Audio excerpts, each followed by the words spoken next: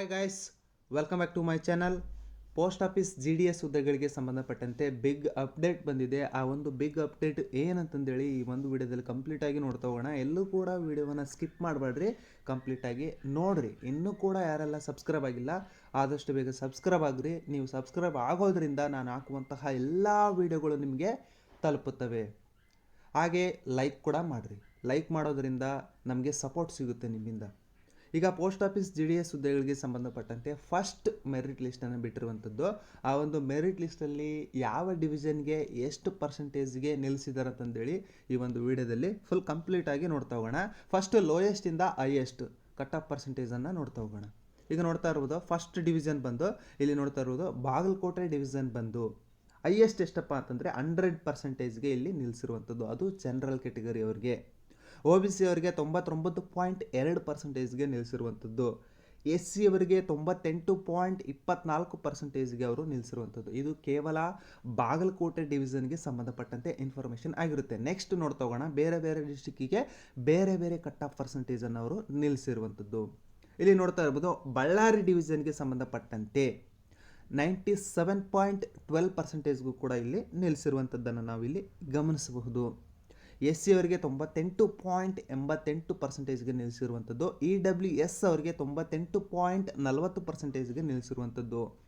ನೀವು ಏನು ಗಮನಿಸಬೇಕಪ್ಪ ಅಂತಂದರೆ, ನೀವು ಯಾವ ಡಿವಿಷನ್ಗೆ ಅಪ್ಲಿಕೇಶನನ್ನು ಸಬ್ಮಿಟ್ ಮಾಡಿದರೆ ಅದನ್ನು ನೋಡ್ಕೊಳ್ರಿ. ಅದಾದ ನಂತರ ನಿಮ್ಮ ಅಪ್ಲಿಕೇಶನ್ ನಂಬರನ್ನು ನೋಡ್ಕೊಳ್ರಿ. ಆಮೇಲೆ ನೀವು ಯಾವ ಪೋಸ್ಟಿಗೆ ಅಪ್ಲಿಕೇಶನ್ ಹಾಕಿದ್ರಿ, BPM ಅಥವಾ ABPM ಅಥವಾ ಡಾಕ್ ಸೇವಕ ಅಂತಂದೇಳಿ ಅದನ್ನು ಕೂಡ ಗಮನಿಸ್ಕೊಂಡು ನಿಮ್ಮ ರಿಜಿಸ್ಟ್ರೇಷನನ್ನು ನೋಡಿಕೊಂಡು ಕನ್ಫರ್ಮ್ ಮಾಡಿಕೊಂಡು ಅವ್ರು ಹೇಳಿರುವಂತಹ ದಿನಾಂಕದಂದು ನೀವೇನು ಮಾಡಬೇಕಾಗುತ್ತೆ, ಅಗತ್ಯ ದಾಖಲಾತಿಗಳೊಂದಿಗೆ ನೀವು ಅಟೆಂಡ್ ಆಗಬೇಕಾಗುತ್ತೆ. ಅಲ್ಲಿ ಡಾಕ್ಯುಮೆಂಟ್ ವೆರಿಫಿಕೇಷನನ್ನು ಕಂಪ್ಲೀಟ್ ಮಾಡಿ ಆಮೇಲೆ ಏನು ಮಾಡ್ತಾ ಹೋಗ್ತಾರೆ, ಸೆಲೆಕ್ಟ್ ಮಾಡಿಕೊಂಡು ಡ್ಯೂಟಿಗೆ ಜಾಯ್ನ್ ಆಗಿರಿ ಅಂತಂದೇಳಿ ಅವ್ರು ಏನು ಮಾಡ್ತಾ ಹೋಗ್ತಾರೆ, ಆರ್ಡರ್ ಕಾಪಿಯನ್ನು ನಿಮಗೆ ಕಳಿಸ್ತಾ ಹೋಗ್ತಾರೆ.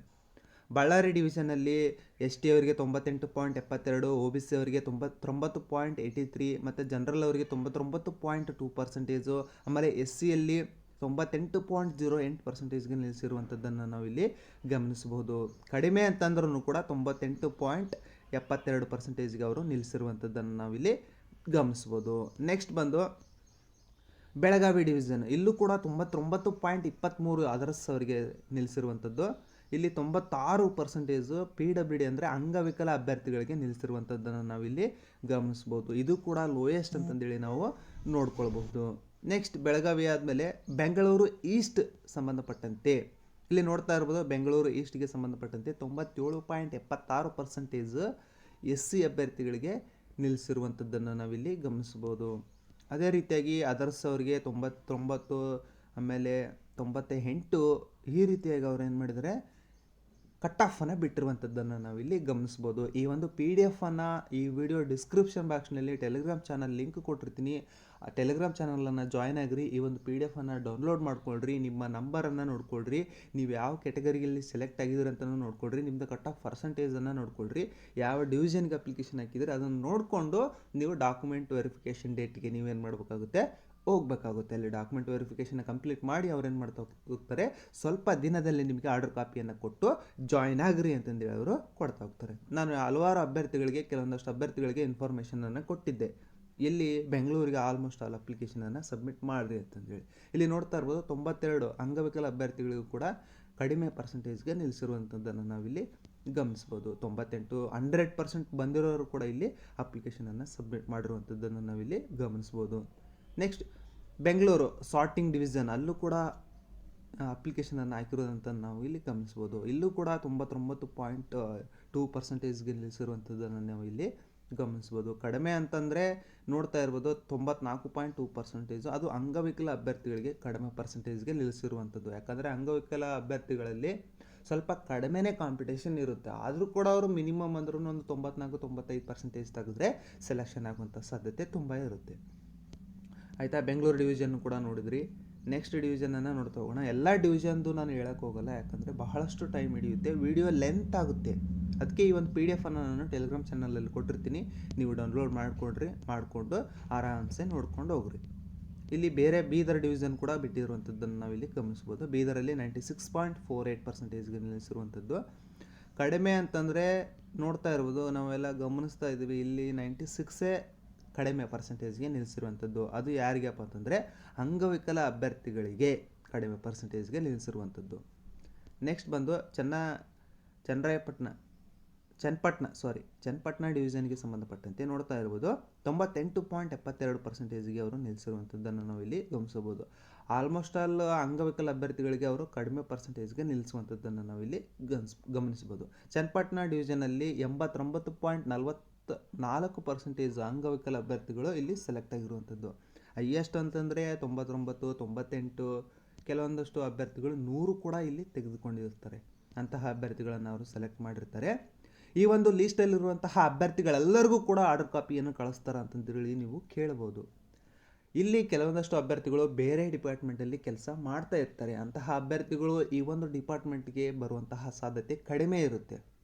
ಆ ಒಂದು ಸ್ಲಾಟ್ಗಳನ್ನು ಅವರ ಕ್ಯಾಸ್ಟ್ಗೆ ಸಂಬಂಧಪಟ್ಟಂತೆ ಅವರು ಯಾವ ರಿಸರ್ವೇಷನ್ಗೆ ಇರ್ತಾರೆ ಅಂತಹ ಅಭ್ಯರ್ಥಿಗಳನ್ನು ಅವ್ರು ಏನು ಮಾಡ್ತಾ ಹೋಗ್ತಾರೆ, ಸೆಲೆಕ್ಷನ್ ಮಾಡ್ತಾ ಹೋಗ್ತಾರೆ. ನೆಕ್ಸ್ಟ್ ಚಿಕ್ಕಮಗಳೂರು ಡಿವಿಷನಲ್ಲಿ ನೋಡ್ತಾ ಇರ್ಬೋದು ನೀವು. ಇಲ್ಲಿ 97.44% ಇರೋಂಥವ್ರು ಕೂಡ ಇಲ್ಲಿ ಸೆಲೆಕ್ಟ್ ಆಗಿರುವಂಥದ್ದನ್ನು ನೋಡ್ಬೋದು ನಾವು. ಹಾಗೆ ಕಡಿಮೆ ಪರ್ಸೆಂಟೇಜ್ ಅಂದರೆ 97.6 ST ಅಭ್ಯರ್ಥಿಗಳು ಸೆಲೆಕ್ಟ್ ಆಗಿರುವಂಥದ್ದು ಚಿಕ್ಕಮಗಳೂರಲ್ಲಿ. ಎಲ್ಲ ಈ ಒಂದು PDF ಅನ್ನು ಟೆಲಿಗ್ರಾಮ್ ಚಾನಲಲ್ಲಿ ಕೊಟ್ಟಿರ್ತೀನಿ, ನೀವು ಡೌನ್ಲೋಡ್ ಮಾಡ್ಕೊಳ್ರಿ. ನೀಟಾಗಿ ನೋಡಿಕೊಂಡು ನೀವು ಅಪ್ಲಿಕೇಶನ್ ನಂಬರನ್ನು ಗಮನಿಸ್ರಿ. ಆಮೇಲೆ ನೀವು ಯಾವ ಡಿವಿಷನ್ಗೆ ಅಪ್ಲಿಕೇಶನ್ ಹಾಕಿದ್ರಿ ಗಮನಿಸ್ಕೊಂಡು ನಿಮ್ಮ ಹೆಸರನ್ನು ಸರ್ಚ್ ಮಾಡಿಕೊಂಡ್ರೆ ನೀವು ಕಂಡುಹಿಡ್ಕೋಬೋದು. ಇಲ್ಲಿ ಹೆಸರು ಬದಲಾಗಿ ಅವರು ರಿಜಿಸ್ಟರ್ ನಂಬರನ್ನು ಕೊಟ್ಟಿರ್ತಾರೆ, ನೀವು ರಿಜಿಸ್ಟರ್ ನಂಬರನ್ನೇ ನೋಡ್ಕೊಳ್ಬೇಕಾಗುತ್ತೆ.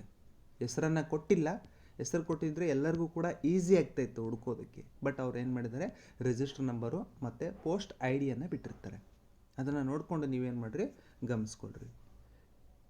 ಈಗ ಗೊತ್ತಾಯ್ತಾ, ಫಸ್ಟ್ ಲಿಸ್ಟನ್ನು ಈಗ ಬಿಟ್ಟಿರುವಂಥದ್ದು ಪೋಸ್ಟ್ ಆಫೀಸ್ JDS ಹುದ್ದೆಗಳಿಗೆ ಸಂಬಂಧಪಟ್ಟಂತೆ ಫಸ್ಟ್ ರೌಂಡ್ ಲಿಸ್ಟನ್ನು ಬಿಟ್ಟಿರುವಂಥದ್ದು. ಸೆಕೆಂಡ್ ರೌಂಡ್ ಕೂಡ ಬಿಡ್ತಾ ಹೋಗ್ತಾರೆ. ಒಂದು 5-6 ಲಿಸ್ಟನ್ನು ಅವರು ಬಿಡ್ತಾ ಹೋಗ್ತಾರೆ. ಯಾಕಂತಂದರೆ ಬೇರೆ ಡಿಪಾರ್ಟ್ಮೆಂಟ್ಗಳಲ್ಲಿ ಸೆಲೆಕ್ಟ್ ಆಗಿರುವಂತಹ ಅಭ್ಯರ್ಥಿಗಳು ಈ ಒಂದು ಡಿಪಾರ್ಟ್ಮೆಂಟ್ಗೆ ಬರೋದಿಲ್ಲ. ಆ ಒಂದು ಸ್ಲಾಟ್ಗಳನ್ನು ನೆಕ್ಸ್ಟ್ ರೌಂಡಲ್ಲಿ ಬಿಡ್ತಾ ಹೋಗ್ತಾರೆ. ಅದಕ್ಕೆ ಸ್ವಲ್ಪ 94% ಇರುವಂತಹ ಅಭ್ಯರ್ಥಿಗಳು ಕೂಡ ವೆಯ್ಟ್ ಮಾಡ್ಬೋದು.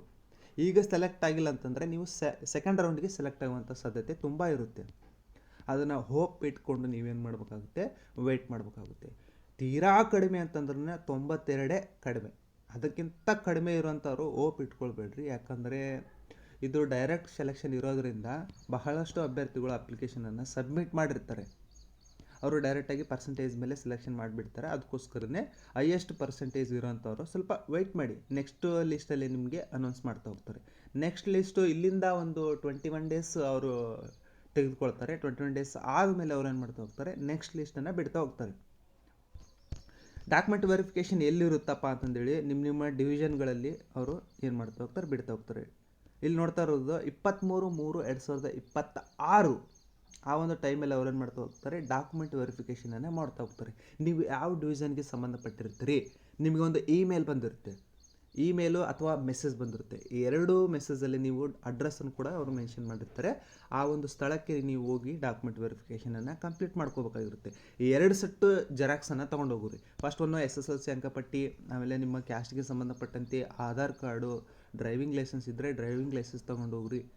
ಯಾವುದಾದ್ರೂ ಒಂದು ಪ್ರೂಫ್, ಅಡ್ರೆಸ್ ಪ್ರೂಫು ಅದನ್ನು ತೊಗೊಂಡೋಗ್ರಿ.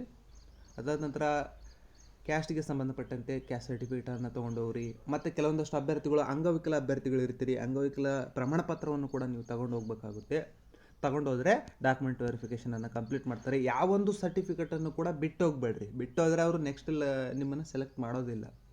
ಎಲ್ಲ ಕಂಪ್ಲೀಟ್ ಡಾಕ್ಯುಮೆಂಟ್ಸನ್ನು ತೆಗೆದುಕೊಂಡು ಹೋಗ್ರಿ. ನಿಮಗೆ ಸೆಲೆಕ್ಷನ್ ಮಾಡಿಕೊಂಡು ಆರ್ಡರ್ ಕಾಪಿಯನ್ನು ಕೊಟ್ಬಿಡ್ತಾರೆ. ಇಮಿಡಿಯೇಟ್ಲಿ ಡ್ಯೂಟಿ ಜಾಯ್ನಿಂಗ್ ಅವರು ಬಿಟ್ಬಿಡ್ತಾರೆ. ಈ ಒಂದು ಹುದ್ದೆಗೆ ಸ್ಯಾಲ್ರಿ ಆಲ್ಮೋಸ್ಟ್ ಆಲ್ ಒಂದು 24,000 ಇವರಿಗೆ ಪ್ರತಿ ತಿಂಗಳು ಸಿಗ್ತಾ ಹೋಗುತ್ತೆ.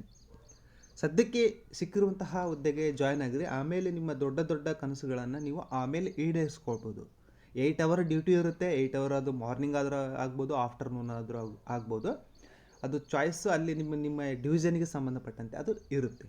ಅಲ್ಲಿ ನೋಡಿಕೊಂಡು ನಿಮಗೆ ಡ್ಯೂಟಿಯನ್ನು ಅಲಾಟ್ ಮಾಡ್ತಾರೆ. ನೇಚರ್ ಆಫ್ ಡ್ಯೂಟಿ ಏನಪ್ಪ ಅಂತಂದರೆ, ನೀವು ಕೆಲವೊಂದಷ್ಟು ಬಾಕ್ಸ್ಗಳು ಬರ್ತಾವೆ, ಅದನ್ನು ಲೋಡ್ ಮಾಡಬೇಕಾಗುತ್ತೆ, ಅನ್ಲೋಡ್ ಮಾಡಬೇಕಾಗುತ್ತೆ. ಇದೇ ನಿಮಗೆ ಡ್ಯೂಟಿ ಇರುತ್ತೆ. ಅಲ್ಲಿ ಬೇರೆ ಏನು ಡ್ಯೂಟಿ ಇರೋಲ್ಲ, ಆರಾಮಾಗೇ ಇರುತ್ತೆ. 8 ಅವರ್ ಡ್ಯೂಟಿ ಇರುತ್ತೆ. ಅದು ಚಾಯ್ಸ್ ಆಫ್ ಡಿವಿಷನ್ಗೆ ಸಂಬಂಧಪಟ್ಟಂತೆ ಅವ್ರು ಏನು ಮಾಡ್ತಾ ಹೋಗ್ತಾರೆ, ನಿಮಗೆ ಅಲರ್ಟ್ ಮಾಡಿಬಿಟ್ಟು ನಿಮ್ಮ ಹತ್ರ ಕೆಲಸವನ್ನು ಮಾಡಿಸ್ಕೊಳ್ತಾ ಹೋಗ್ತಾರೆ. ಸ್ಯಾಲ್ರಿ ಒಂದು 24,000 ರೂಪಾಯಿವರೆಗೂ ನಿಮಗೆ ಪ್ರತಿ ತಿಂಗಳು ನೀಡ್ತಾ ಹೋಗ್ತಾರೆ.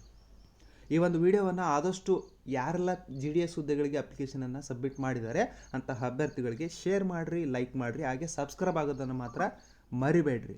ಎಲ್ಲರಿಗೂ ಕೂಡ ಗುಡ್ ಲಕ್. ಈ ಒಂದು PDF ಅನ್ನು ಟೆಲಿಗ್ರಾಮ್ ಚಾನಲಲ್ಲಿ ಕೊಟ್ಟಿರ್ತೀನಿ, ಡೌನ್ಲೋಡ್ ಮಾಡ್ಕೊಳ್ರಿ. ನೋಡಿಕೊಂಡು ನೀವೇನು ಮಾಡಿರಿ, ಡಾಕ್ಯುಮೆಂಟ್ ವೆರಿಫಿಕೇಷನ್ಗೆ ಹೋಗ್ರಿ. 23/3/2026 ಕೊನೆಯ ದಿನಾಂಕ ಇರುತ್ತೆ. ಆ ದಿನಾಂಕದಂದೇ ನೀವೇನು ಮಾಡಬೇಕಾಗುತ್ತೆ, ಡಾಕ್ಯುಮೆಂಟ್ ವೆರಿಫಿಕೇಷನ್ಗೆ ಹೋಗ್ಬೇಕಾಗುತ್ತೆ. ಎಲ್ಲರಿಗೂ ಕೂಡ ಗುಡ್ ಲಕ್.